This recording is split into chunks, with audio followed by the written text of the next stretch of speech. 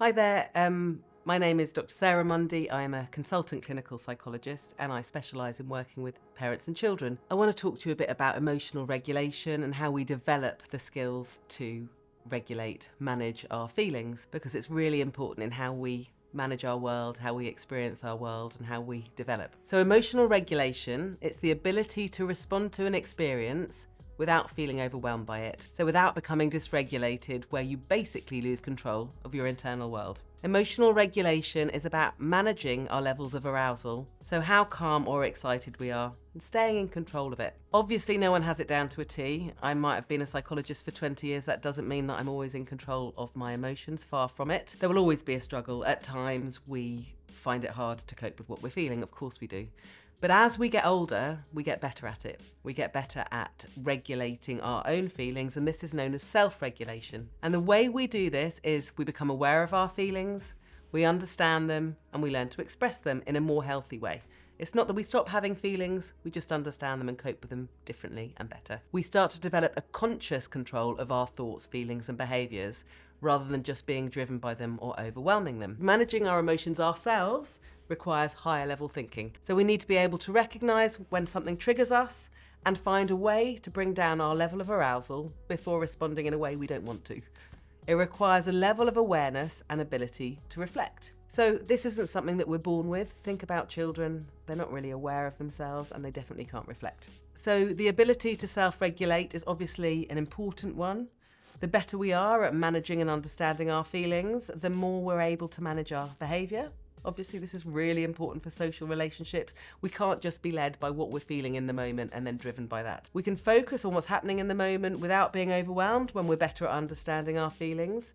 And then we start to feel more emotionally balanced and we're less likely to turn to unhealthy coping strategies. It's really interesting how our ability to self-regulate develops. As with a lot of things in terms of developing as children, our ability to self-regulate and how quickly we learn this depends partly or mainly on the quality of caregiving we receive. We're not born being able to regulate our feeling. There are some things we can do as infants, but actually we need a lot of support in soothing ourselves. Think about a screaming infant. They don't know why they're screaming, but they need you to help calm them down.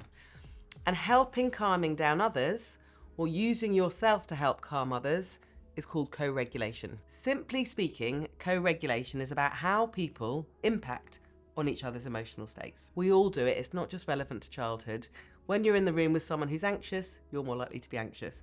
When you're in the room with someone who's calming, you're more likely to be calm. Shara and Hazan in 2008 described co-regulation as a fast route to emotional regulation. I love that idea, that actually whilst we might be able to self-regulate, it's much easier if we've got someone helping us. It's the process through which we develop the ability to soothe and manage emotions and sensations through connecting with nurturing and reliable primary caregivers. So that might sound like a mouthful, but it's basically, in childhood, emotional co-regulation is when we draw on someone else to help us manage our own feelings. So as a social species, we're pretty much regulating each other's emotions and nervous systems all the time. It can be our children, our partners, our colleagues. It's a natural process. So think about when you're giving a talk or you're presenting on something like this and you feel anxious. The people in the room today have really helped me regulate my feelings. They've helped me calm down. So they've been calm, they've been supported, they've been clear, they've been containing, and this is what we need to provide to children if they're feeling anxious about something. The way they soothe you or don't makes a huge difference to how you cope with what you're feeling. There's a fascinating video or an experiment with a video that is outlined, the link of in the caption, called the still face experiment. And within this, you see how a mother's response to a baby impacts upon them emotionally. I have to give you a bit of a warning here. It's only for 2 minutes, but I find it quite distressing to see, as do others, I know. But it really highlights how a response to a child makes a massive difference in how they cope with what's going on. Co-regulation is not a one-way process. It's more of an interactive dance in which two people provide moment-to-moment feedback to each other. Being with another person can bring down our level of arousal more quickly than trying to manage our feelings ourselves. This is thought to be because the connection that we experience with that person who's offering that calm co-regulatory presence can help calm the lower brain without having to switch on the higher thinking part of the brain to find ways to calm So why is it particularly important for children? Why is co-regulation so key? Well, it's massive, because when we are very young, we rely on others to cope with our feelings. We just have a very limited capacity to do so on our own. Babies aren't born with the ability to self-soothe, to self-regulate, not in any depth anyway, and it takes time to learn this skill. So if you have a think about a perfectly normal toddler's reaction to not getting what they want immediately, it's not really a controlled expression of frustration. They haven't worked out logical ways to manage it, and they need help with this. When a baby feels an unfamiliar sensation, something uncomfortable, they signal to their parent that something's the matter. They can't do it on their own. The parent then steps in to help them regulate how they're feeling, and they do this through calm, non-verbal communication, through eye contact, through tone of voice, through cuddling. They don't just talk them out of it. They sit with them and connect with them in a non-verbal way, and that is co-regulation. Before babies can manage their internal worlds, can cope with their feelings themselves, they need adults to help strengthen the connections between the lower, more reactive survival system part of the brain and the higher thinking parts of the brain, because that's the part which helps us manage our feelings.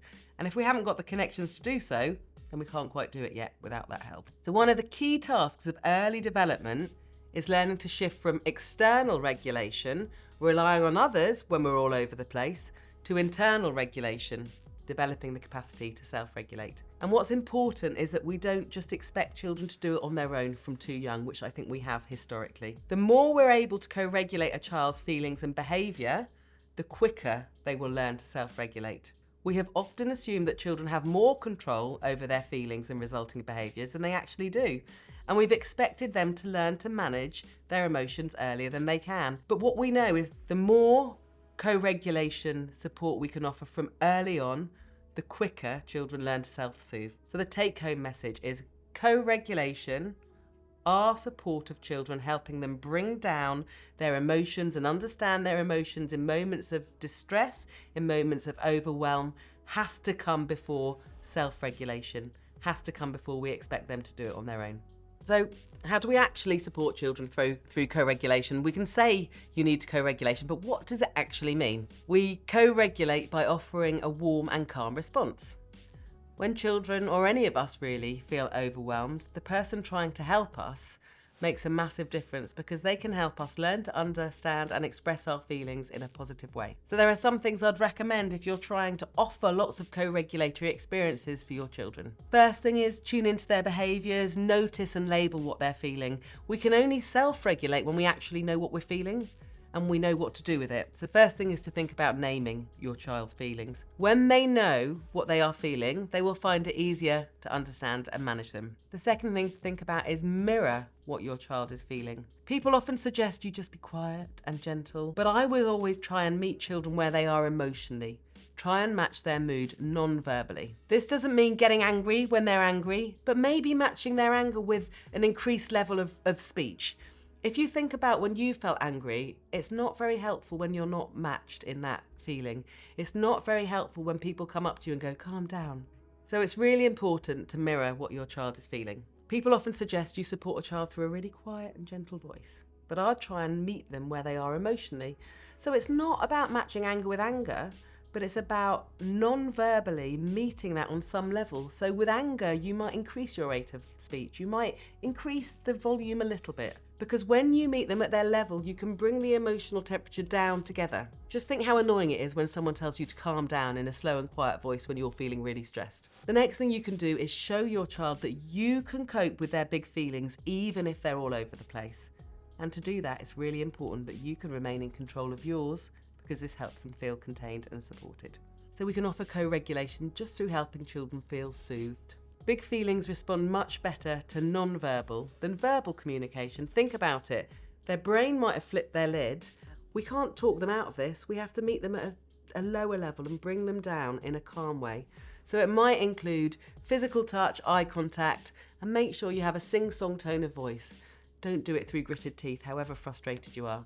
Let your child know what they're feeling is okay, and that you're helping them to find other ways, more helpful ways to show this. Co-regulation is not about condoning behaviours, but it's about finding out what's underneath them, supporting children in a way that they can then learn. You can reflect later with children, if they're old enough, what their body felt like when they were out of control and help them notice their own feelings.